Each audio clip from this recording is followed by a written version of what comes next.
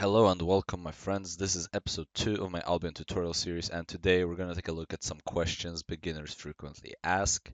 I was originally going to include common abbreviations and terms at the end of this video, but I'm just going to put the Google document link in the description instead, as there's no real point just me reading off of a list, and also I can update it much more easily in case I forget something. Alright, there's a lot to cover in this video, so let's jump right into it. Question number 1. How to make silver? This is one of the most common questions beginners seem to ask. Now, there's a distinction we have to make as clear as possible here before we start. There are long-term investments and other ways that more experienced players can make money with, but this type of money making is not what I'll cover here. I'll go over that in a future video. The factors that I will focus on here will include several things like accessibility, fun factor, risk, profit, and progress. I hope these activities I mentioned here will not only bring you silver, but they'll also progress your character further and be fun at the same time. Method number 1. Solo dungeons in yellow zones. This might seem like a surprise to a lot of people, but solos in yellow zones are surprisingly profitable. With the recent changes to dungeons in yellow and blue zones that make it so the dungeon closes behind you after a certain amount of time has passed, has made it so faction farming in solos is now incredibly safe since you can't get doped by players from other factions. A beginner might ask, what is faction farming? So real quick, what you do is you find a faction guy in whatever city you're in, you join the faction, and then whenever you do activities like killing mobs or gathering, you gain tokens from that faction, which you can then exchange for resources that you can sell in the market. Accessibility, I rate 9 out of 10. Because of the increased spawn rate of solo dungeons, you should not have problem finding one. The fun factor, I rate 7 out of 10. Solos get repetitive after a while, but that's just my opinion. Risk 2 out of 10 if you're faction flagged, 0 out of 10 otherwise. You might run into faction flagged people between the dungeons, otherwise you can die in a yellow zone. So profit, I rate 7 out of 10 if you're faction flagged, 5 out of 10 if you're not. It's really up to how lucky you get and how quickly you can clear these. You can definitely make a few 100,000 per hour, and it's a bonus if you sell off the faction resources. Progress, I rate 6 out of 10. Very mediocre fame, because it's a yellow zone, but pretty good. Overall, a very solid option for beginners. Solos frequently respawn, there's zero risk unless you're faction flagged. Loot is decent, fame is okay, but it's a yellow zone. So I highly recommend this while faction flagged to get money as a beginner. My only issues here is that solos get boring after a while, but oh well. Method 2, Daily Expedition. As the name would imply, once per day you can do an expedition. This should take you around 10 minutes and reward you with 5k silver and a royal sigil. If you're doing the tier 5 expedition, that's around 35k depending on market prices. So for a quick clear, you get 40k. Now, the fame is horrible, but it's always available daily with zero risk. I would recommend this to any beginner to get the daily reward and sell the sigil for money. Accessibility, I would give this a 4 out of 10 because you can only receive the rewards once per day. Fun factor is 5 out of 10. It's always the exact same expeditions, and once you've done them once or twice, it's really boring, as opposed to solos, which have randomized layouts that make them feel less repetitive. Risk, 0 out of 10. Absolutely no risk because you can't die. Profit, 5 out of 10. That's 10 minutes for 40k. Reasonably easy to do as well. Progress, 1 out of 10. Fame is horrible. Gathering is one of the easiest ways that beginners can make money. It is accessible to literally anyone. As you gather and go up in tiers, you will see very good progress in how much money you can make, as the more you gather, the more efficient you become at it. The money itself is not the best, especially when you're first starting off, but it's a decent activity that you can do on your phone while watching Netflix or watching a stream or whatever. Accessibility, I rate 7 out of 10. Sometimes many nodes are down if there are a lot of players when you're gathering, so sometimes it's hard to find full nodes, but I suggest going further away from the city and check the corners of the map. Fun factor, 3 out of 10. Gathering, especially in yellow zones, is pretty boring, at least to me, but it's brain dead enough that I suggest doing it while watching a movie or doing something else, as I mentioned earlier. Risk is 0 out of 10 if you're in a yellow zone, and I don't suggest faction flagging because the amount of faction resources you would gain from gathering is very negligible compared to the extra risk you would take. Profit, 4 out of 10, but it gets better the more you gather and level up. Make sure you eat a pork pie for extra yield for extra resources. Progress, 4 out of 10, but it depends what kind of progress you're talking about. PvP wise, it's 0 out of 10. But if you're looking to be a gatherer in this game, or do any sort of gathering, then you will need to level up your gathering at some point. Method 4, Scouting. Oftentimes, a group will pay a decent amount of money for someone to stand naked inside a dungeon and scout for any incoming people who are trying to dive them. In terms of how much money you can make, this is insanely good for beginners. You can easily make over 1 million per hour by just standing AFK, as the usual rates are about 500k per dungeon. Now, obviously this requires you being in a guild or alliance for this, but that's up for you to take care of. There's one thing to notice though, this does nothing for your character growth. It's pretty boring. You're literally standing AFK, not gaining any fame, not progressing. So there's that, but the money is very good. Accessibility I rate 2 out of 10. You need to be in a guild or alliance that requires this type of service, and even then you'll need to find a party that requires a scout. Fan factor is 8 out of 10. Risk is 1 out of 10. You risk basically nothing except for a tier 3 horse. Profit 10 out of 10. The best money a beginner can get their hands on. Progress 0 out of 10. You're standing AFK. There's no progress. Alright, I think those 4 methods are a good starting point. There's a few more I love to go over, such as crafting and flipping and faction transporting, but we have time restraints, and these are the top 4 I would recommend anyway. Question 2, which is, what should I do with my learning points? This is a great question, and it's not immediately obvious what you should do with them.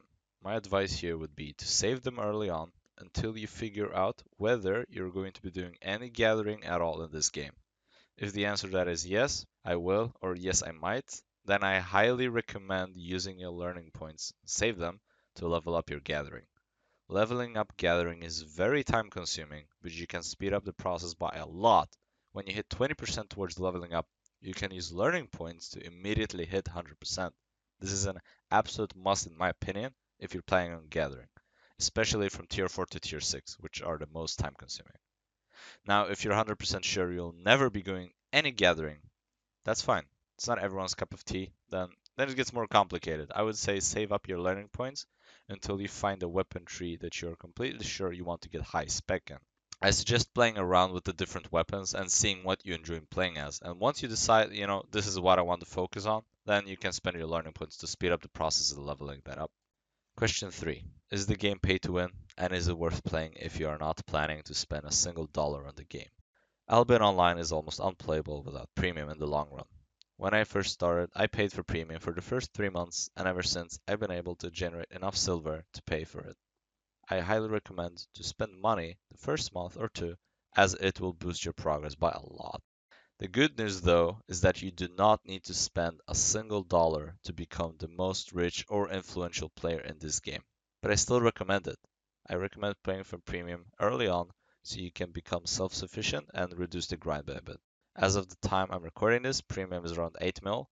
By doing the activities I mentioned in question 1, you can reach 8 mil fairly reasonably once per month, and once you get premium, you can start looking at long-term investments to get passive income, which I'll be covering in a future video. Question 4. Is there any weapon or class that is useless and a waste of time? This is a good question. There are definitely weapons that shift in and out of the meta for certain types of content, but the good news is that any weapon tree you pick up, you'll be able to participate in most, if not all, types of content. The one big exception here being the tank weapons, which remove solo play by default from your pool of options, as in 99% of cases, the weapons rely on being in a group, just like you would expect from tank weapons. But in general, all weapons are at least decent and you won't get locked out of content. Let me mention the few exceptions though. The first and very obvious one being the arcane tree. It is very hard to justify recommending this to a beginner, because as an arcane, you will struggle in solo and small scale content. With the recent changes to arcane, this isn't as much the case anymore, but still, I would not recommend it. There's a reason most people who play arcane have close to zero spec in it. Next up is spears, which are very fun to play, especially in solo and small scale content, but I would not recommend it for a long term commitment because it is not desirable in the end game content. But if you're looking to play more casually and for fun, and you don't mind that, then obviously that's not a problem. Last, we got the tanking weapons, which I mentioned already. These are maces and hammers. Only choose these trees if you're interested in group content. You're gonna be at a big disadvantage compared to the other choices if you try to use a mace or a hammer in solo content. Other than that, all the other choices work for any type of content, honestly. You have swords, axes, crossbows, bows, nature staffs, daggers, quarterstaffs, fire, holy, ice, and cursed. They all work for all types of content. Some work better than others, but they all work. Now, they can all be famed anywhere, especially now with the addition of Avalonian dungeons. The only caveat would be that not all of these can be used equally well for all types of content. Like, Notice, for example, that nature staffs are not that good in group dungeons, and parties will usually prefer a holy healer. But in terms of faming up and getting your spec high, all of these weapons have accessible options either as solo or in a group setting for almost all of the above trees. They are all viable for endgame PvP content, they are all viable for small scale fights, and they are all pretty decent choices no matter what you're planning to do in the game.